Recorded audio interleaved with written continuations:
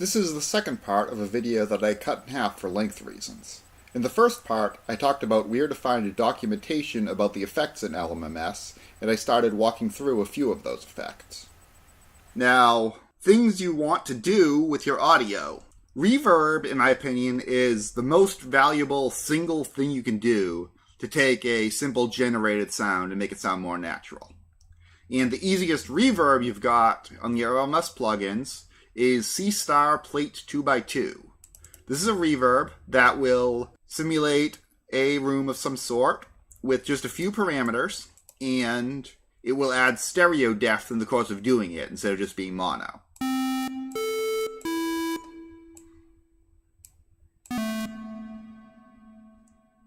Tail affects how long it rings out for. Very short tail, it dies off quickly. Long tail, it lasts for a while.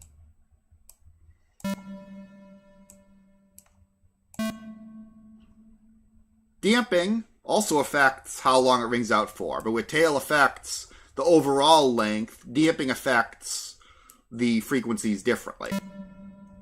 You hear the bass is ringing out for the whole tail length, but when damping is turned up, you only hear the treble for a little while. And when damping is low, you hear the treble longer. Blend is similar to the wet-dry knob. If blend is low, you only get a little of the reverb. And if blend is high, you get a hell of a lot of reverb. And bandwidth interacts with damping. Bandwidth is higher, then more of the treble gets in past the damping. If bandwidth is low, less of that treble comes through, more or less. Exactly what bandwidth does is one of those technical things I don't feel like getting into in detail. If you see here, though, you can look it up. The bandwidth control reduces high-frequency contact before it enters the reverb tank, while damping controls how quickly the reverberating tail darkens. So there's a lot of jargon there, but it's describing what it does to some degree. Another reverb available is calf reverb. This has a lot of knobs on it. It gives you a tighter control over things. Room size is kind of a magic number that just sets a bunch of properties that otherwise aren't directly controlled. But then you can directly control a lot of things about it. And to describe those in detail isn't something I need to do really, because you can read them right here on the CAF documentation's page about the reverb. There's also tap reverberator, which isn't very useful. What tap reverberator does mostly is give you a knob for 43 different reverb types, but the UI doesn't tell you what any of those types are. So it's not likely to be the one you choose.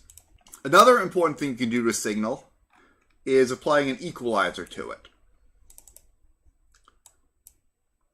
The C* equalizer is probably the simplest of your equalizer options. There's the stereo equalizer, which just has one knob that handles both stereo channels, or the other equalizer, which lets you separate the stereo channels and equalize left and right separately.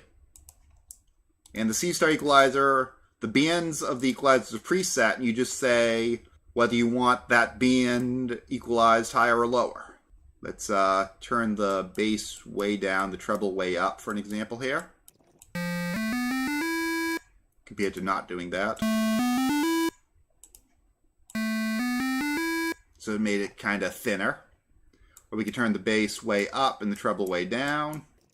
And that almost turned it into a square, well, not a square wave, but it turned it into a very different waveform.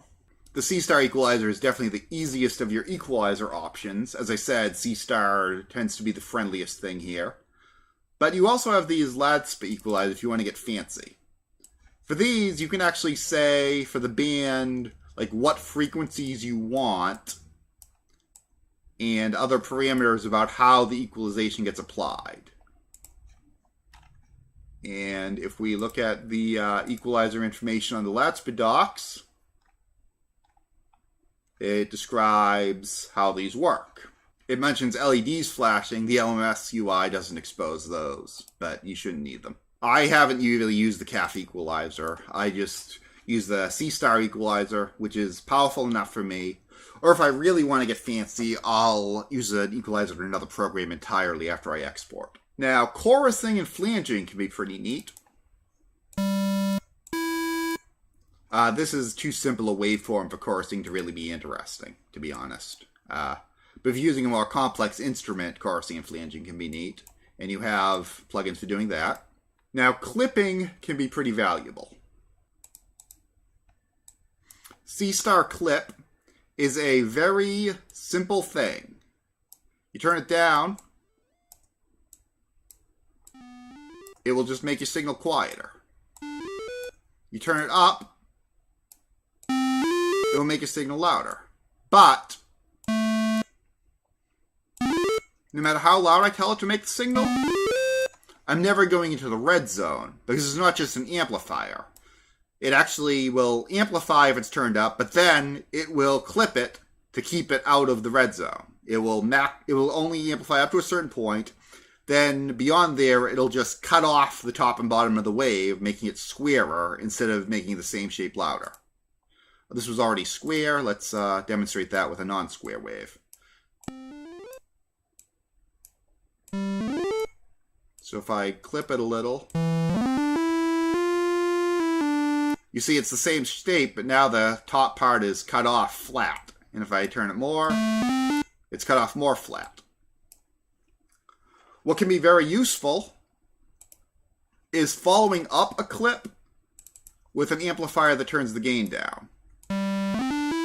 So then I get the shape controlled by the one thing, the clip, but then the overall volume doesn't have to be at that maximum point it got cut off at. I can get it amplified and cut off the top and bottom, and then I can reduce the volume so I have that cut off shape, but softer. And if you look at a lot of the presets going on for the instruments, this appears a lot, especially in electric guitar sounds, where you have the clipping effect simulating an overdriven amplifier. Phasing is a nice effect that is not easy to describe in simple terms. It is a kind of a technical effect.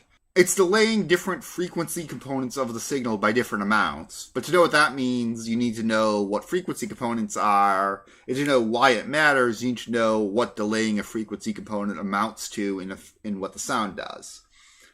But what you can do is just plug in the C-star phaser 2 effect.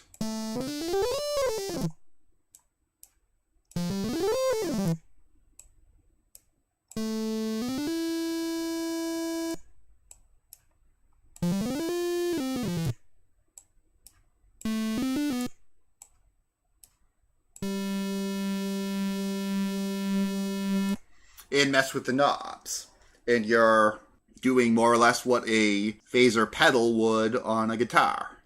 This is one of those things where it sounds good, and there's so few knobs, you can just play with it and not worry about the technical details.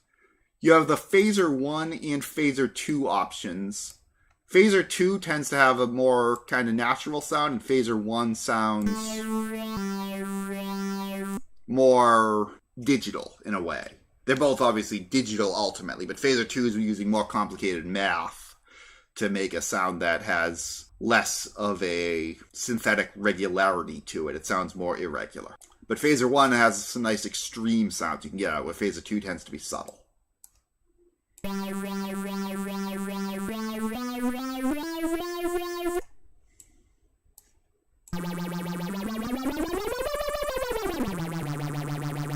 And that is really it for the effects that I use on a routine basis. Obviously, I'm only using a fraction of these effects, but that's enough to get the sounds that I want most of the time. If I find a preset that's using a different effect, I might just copy what it's doing without really trying to understand it too much. But for the most part, even the presets I want to use are using these effects that I've listed and not others. But I don't think that means you need to be limited to just the ones I've specifically talked about. I've tried to point you at where you get the information about how these things work, And for the most part, all the ones that are built into LMMS are stable enough, you're not going to crash LMMS by playing with them. So you can just add effects that you're curious about and play with them and see what happens. There is one little detail I should mention about applying these effects. In some cases, an effect will sound different live than it does when you're exporting to a file. And that can be kind of annoying. If that does happen, one thing you can do is have another program record the live output. What I use for that is Audacity, which in Windows you can point it at the MME device, no, the Windows WAS API device, that's the one. And then you can tell that to record from your speaker output. And then whatever you do in LMMS will record into Audacity. And then you'll have just your live output without the additional weird artifacts that happen because of the export process. This is unlikely to come up when you're just using effects in the way I've described. It mostly comes up when you're using controllers, which are a concept I haven't brought up yet. When you use a controller, the timing of the controller can sometimes be very different depending on what mode you're operating in. I think controllers are a good topic to talk about. And in fact, I will probably talk about those within the next couple videos. I might talk about this MIDI tab next video, but that would be really short if I do. There's not much to say about it. So I hope that I've demystified the effects enough that you're ready to start playing with them on your own and seeing what they can do.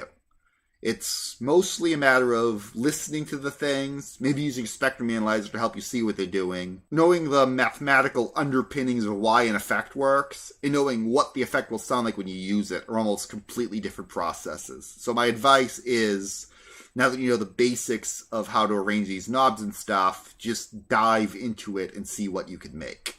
That's ultimately the best answer. I hope this video has been useful to you, and I'll see you again with another one soon. Bye.